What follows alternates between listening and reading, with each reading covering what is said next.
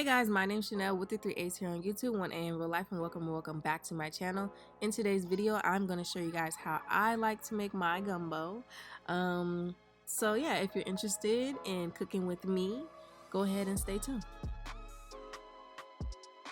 Okay, so some of the basic ingredients that I'm using are the bell pepper, the onion, and the celery from my Holy Trinity, my andouille sausage, some boneless and skinless chicken thighs, and then I've got some raw jumbo shrimp that are already deveined. All I have to do is defrost them and peel them.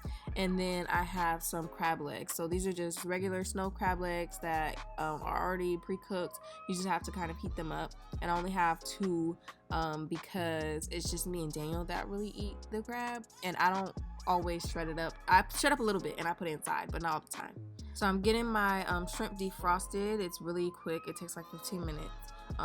And I'm now going to seed and devein my bell pepper. So I only use about one whole bell pepper usually because I don't make a super huge pot. So I'm just seeding it, deveining it, and then I'm going to go ahead and rinse off my board and my knife. That way I don't have seeds everywhere. And then I just chop it up. I like to chop my bell pepper up kind of small, I guess, instead of on the larger or the medium side. That's just kind of how I chop up my bell pepper and onion all the time. So I don't know, that's why I do it that way. But I do mine kind of small, not obviously not too small, but they're not big either.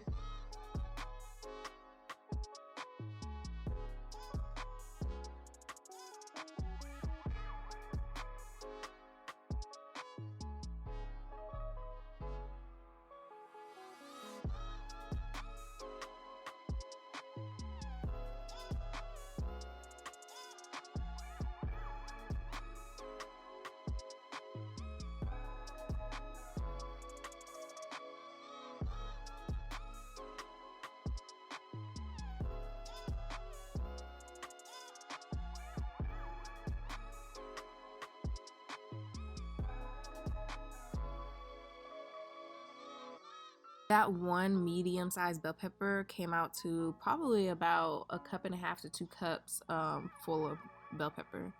That's my guess, obviously. And then I'm just taking 3 celery stalks. Again, I don't really like the celery pieces too huge, so I split them into 3, and then I went ahead and chopped them up. And then with the onion, I'm using about almost a whole onion. I think I left out maybe like a small quarter of it, maybe not even a quarter, but I used almost the whole entire onion, and that came out also at the end to about 1.5 to 2 cups of onion.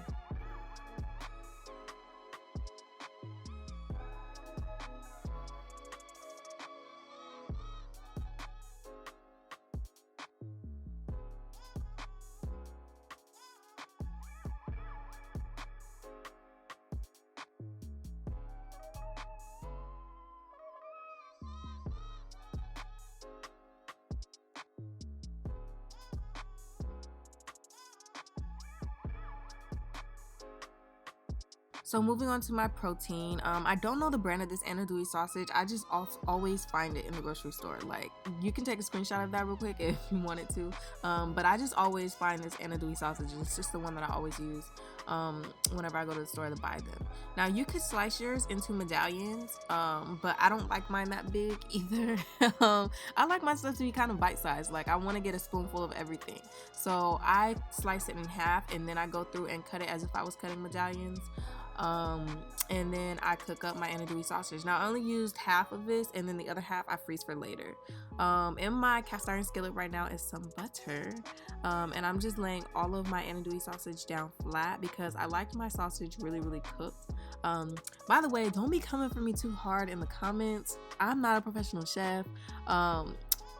I have displaced family from, I'm like displaced from Louisiana, I guess you could say. I don't know. Hey, we ain't gonna get into that. But this is just kind of me making gumbo because I wanted some. This is not me trying to be some master chef or some Louisiana, New Orleans gumbo making machine, okay? So don't come too hard. But anyway, back to the food. I like my sausage cooked down pretty good because I don't like the texture that it takes otherwise. For my chicken thighs, I went ahead and washed them off, obviously. I threw some of this Tony's Creole seasoning on there, and then I just go ahead and throw it in a cast iron skillet with a little bit more butter. I'm not like cleaning out my skillet whatsoever in between, by the way, just so you guys are aware. It is just throwing one thing after the other into the skillet to cook it down. So I put some on one side, then I put on the other side, let it cook up all the way through, and then I set it on my board so that I can chop it up for when I throw it in a little bit later. So now getting into the roux, I'm taking 2/3 cup of oil, vegetable oil, and I'm adding it to my pan, and then I'm gonna go ahead and scrape everything off and let the oil heat up. Now, one thing that I want to mention is that when you're working, you want to start from a very, very low temperature, especially if you have an electric stovetop like I do. It kind of works a little differently with the cast iron skillet, and cast iron skillets retain so much heat that you have to be careful with the way that you're cooking with them. Like, you cannot blast this on number 8 and then start cooking. Like, it's not gonna work out. So make sure that you're starting from a lower temperature, and then if you need to, cranking the heat up. But to my oil, I'm just going to add a cup of flour, and basically I'm gonna whisk this the entire time. I let it cook every now and then, but for the most part you really want to keep your eye on this and continuously whisk it up and move it around.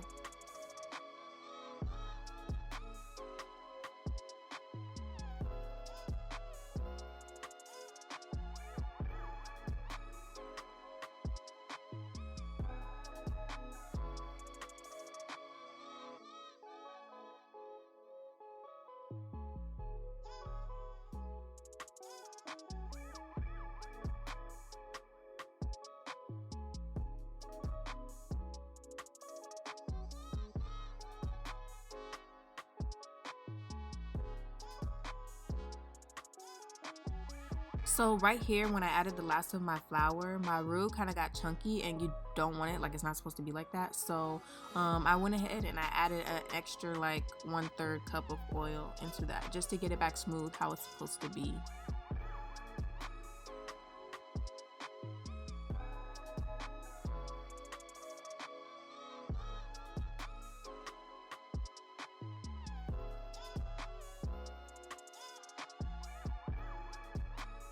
So this is how my roux is starting out, basically as a blonde roux.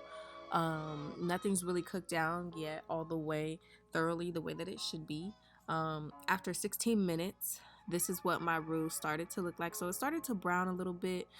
This is going a little bit slow for me, so I actually did turn up my heat just a little bit. I only went up like 1 or 2 numbers, or a number and a half. I didn't go up really far. After another 10 minutes, this is what I started to get. Now I have something that's kind of like peanut butter, almond butter type color. And then I'm gonna let it cook again until was like 7 o'clock.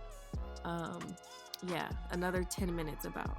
And I finally got this dark chocolatey type of color that I wanted, and this is where I'm gonna stop with mine. Some people go more, some people do less. It just kind of depends, but I don't have the patience. So I had all of my Holy Trinity into there with the roux and let it cook up. And another thing that I wanted to mention was that you're not supposed to walk away. Like, do not walk away from your roux. Do not walk away during this step, because it will burn. You need to be staying there and constantly whisking that up. If you don't have the patience, you can buy like roux, and you can buy gumbo mixes and stuff like that if you do not have the patience for it. It's just sometimes it's not the easiest thing to find in the grocery store. You have to like kind of really look for it, but they have like gumbo file and stuff like that you can add to your gumbo to make it really good. So once it's all done, I go move to my stock pot and I add the chicken and the sausage in there, and then I add some more Creole seasoning because I want my food to be seasoned. I don't want it to be bland. Then I add my chicken stock, and I'm basically going to let it cook from this point out. I turn up my heat a little bit so that I can get it to kind of like a rolling boil, and then, well, not a rolling boil, like not like water, but to a little bit of a boil. And then I will turn my heat down and I'll let this simmer for however long I have available. So the least amount of time that I ever let my gumbo sit is about 45 minutes, but I try to let it sit as long as I can. It just depends on how late it is when I started cooking. For my shrimp, I add this in once everything has already been sitting and cooking down. I add this in the last like 15-20 minutes of cooking the gumbo. That is because, one, shrimp cooks really fast and you don't want it to overcook. It was already devined. I don't know if you saw on the package, but it was already devined. All I had to do was peel it. So I peeled them, rinsed them off. I'm throwing them in now. I used to be scared to throw raw shrimp in here, but like I was saying, shrimp cooks really fast and it overcooks just as quickly. So, that's why I wait until like the last 15 to 20 minutes before I add my shrimp in. But as you can see, it starts to cook up really quickly. So if you're one of those people like me who is scared to throw raw meat into your food, into stuff like this, like, shrimp is one of those things you don't really have to worry about because it will cook, I promise you. So I let this cook for about 15 minutes, and then after it's done, I go ahead and I add in my crab legs because those are already pre-cooked. So all I have to do is let those pretty much heat up and take on the flavor of the gumbo. Now, for me personally, this is where I stop. You can add thickeners to your gumbo. Some people like to put okra. Well, not some people. It's almost traditional to put okra into your gumbo. I don't do that, one, because okra is kind of hard to find. But you can also buy, like I was saying, gumbo file and stuff like that. That will help you to thicken up your gumbo. I'm fine with mine being a little soupy. It's not no thing. But yeah, that's basically where I finished off. I made me some little Red Lobster biscuits to go with it. We like to eat ours with rice. Some people say it's not traditional to eat it with rice. Whatever, do you, boo-boo. But I like to eat mine with rice. So Caleb's obviously has a lot more rice. Mine has a little bit less rice, and then the baby's is just kind of a mixture of whatever. And then, as you saw, Daniel's bowl had the crab legs in it. But yeah, that is it for me making my gumbo. I hope you guys enjoyed cooking with me and, you know, seeing me do my thing in the kitchen as I try to do so often. Anyways, thank you guys for sticking to the video. Make sure that you give this a thumbs up and subscribe to my channel. Leave me some comments, and I will see you guys in the next one.